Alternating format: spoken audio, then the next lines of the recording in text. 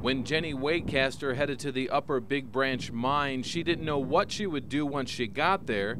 She just knew that there was an explosion, and her son Kevin had just started his shift at the mine.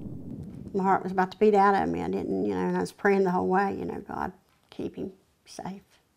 When she arrived, there were rows of rescue vehicles, but little information on the fate of her son or the other miners. Waycaster and other family members were taken to a command center where for hours they waited for some word from the owners of the mine, Massey Energy. They said they were sending a list. We didn't know what kind of list. We didn't know. Everybody was wondering what the list was, A list of who was alive, who was not alive.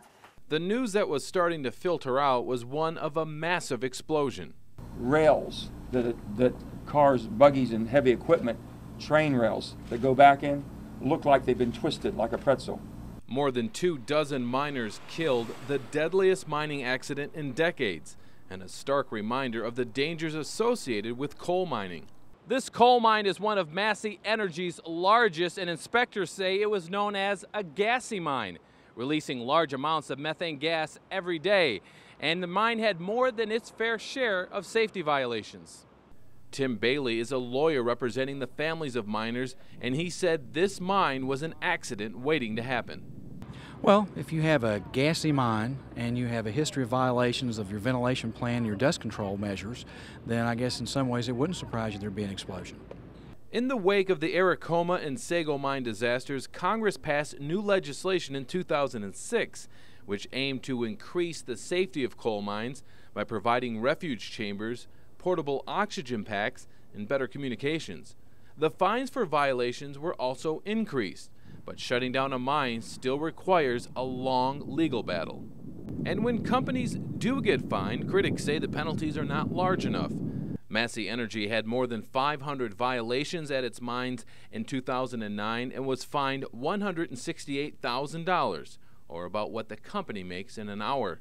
Still, Massey's CEO defended his company's safety record this week and its procedures when it comes to updating family members about the fate of their loved ones.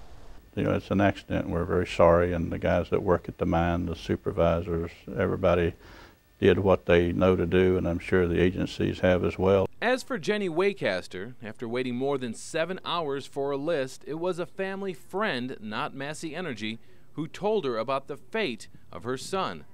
The friend handed her a phone. On the other end, her son Kevin.